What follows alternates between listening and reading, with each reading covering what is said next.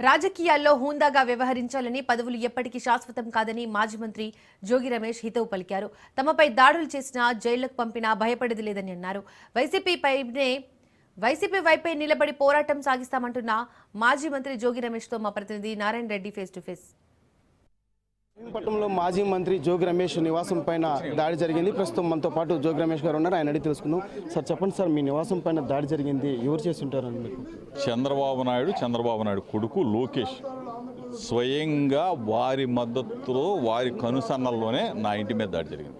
బలహీన వర్గాలకు సంబంధించిన జోగి రమేష్ కుటుంబం మీద దాడి జరిగిందంటే నన్ను పెట్రోల్ బాంబులు వేసి హతమార్చాలని చెప్పేసి నా ఇంటిని తగలబెట్టాలని చెప్పి చంద్రబాబు నాయుడు చూశాడు. చంద్రబాబు నాయుడు కొడుకు చూశాడు, రాష్ట్ర ప్రజలు చూశారు, మీ ద్వారా రాష్ట్రంలో ఉన్న ప్రజలందరూ కూడా చూశారు.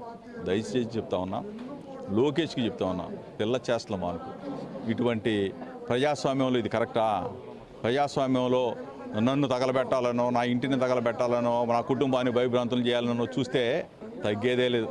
వైఎస్ఆర్ కాంగ్రెస్ పార్టీ జెండా వీడేదే లేదు. జగన్ అన్న ముఖ్యమంత్రి చేసేదాకా మీ మీద పోరాడుతూనే ఉంటాం. లోకేష్, మేము ఏదైనా మాట్లాడితే, మేము ఏదైనా విమర్శిస్తే స్పోర్టివ్గా తీసుకో, అంతేగాని దాడులు చేస్తావా? ఇది దుర్మార్గం కదా. ఇవాళ ఏదో జోగి రమేష్ మీద దాడి చేసావు, నన్ను 83 రోజులు జైల్లో పెడితేనో నువ్వు రాష్ట్రానందం పొందినంత మాత్రాన భూమి గుండ్రంగా ఉంటుంది. ఎప్పుడు మీ అయ్యి అక్కడ ముఖ్యమంత్రిగా ఉండలేడు, ఎప్పుడు నువ్వు మంత్రిగా కూడా ఉండలేవు. భూమి గుండ్రంగానే ఉంటుంది. ప్రజాస్వామ్యంలో కింద పడతా ఉంటారు, మీద పడతా ఉంటారు, అధికారంలో ఉంటాం, ప్రతిపక్షంలో ఉంటాం. ఇంత మాత్రాన మేము ప్రతిపక్షంగా మేము మాట్లాడిన మాటల్ని నువ్వు స్పోర్టివ్గా తీసుకోవాలి తప్ప మా మీద దాడులు చేస్తావా? నన్ను మట్టు పెట్టాలని, నా కుటుంబాన్ని మట్టు పెట్టాలని పెట్రోల్ బాంబులు వేస్తావా? దుర్మార్గం కదా. ప్రజాస్వామ్యంలో ప్రజలు చూస్తూ ఉన్నారు. పోలీసులు ప్రేక్షక పాత్ర పోషించిన పరిస్థితులు మీరు చూశారు. ఇవన్నీ కూడా మీడియా మిత్రులకు చెప్తా ఉన్నా, మీడియా మిత్రుల ద్వారా ప్రజలకు చెప్తా ఉన్నా, ప్రజాస్వామ్యంలో చంద్రబాబు నాయుడు కొడుకు లోకేష్ అనేవాళ్ళు పచ్చి దుర్మార్గులాగా వ్యవహరిస్తున్న తీరుని ప్రజలు ఖండించమని చెప్పేసి మీ ద్వారా అభ్యర్థిస్తాం. సార్, అంటే మాజీ మంత్రులు ఇళ్ళకి అంటే రక్షణ లేకుండా వాళ్ళపైన దాడులు జరగడాన్ని ఏ విధంగా చూడాలి సార్? దీన్ని మమ్మల్ని భయప్రాంతం చేయాలని చూస్తున్నారు. మీరు ఏం చేసినా భయపడే ప్రసక్తే ఉండదు.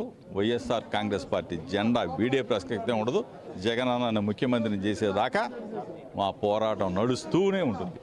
రాజకీయాల్లో హుందాగా వ్యవహరించాలే తప్ప యొక్క పిల్లచాషలు చేయకూడదని చెప్పి కూడా మాజీ మంత్రి జోగి రమేష్ కూడా చెప్పడం జరిగింది. తాను ఎన్ని దాడులు చేసినా, ఎన్ని జైలు పంపినా కూడా తాము వెనకడుగు వేసేదే లేదని చెప్పి కూడా ఆయన ధీమా వ్యక్తం చేస్తున్నారు. అదేవిధంగా జగన్మోహన్ రెడ్డి కూడా సీఎం చేసుకునేంత వరకు కూడా తమ పోరాటం ఆగదని చెప్పి కూడా ఆయన చెప్పడం కూడా జరిగింది. కెమెరామెన్ రమణతో నారాయణ, రాజ్ న్యూస్, తిరుపతి.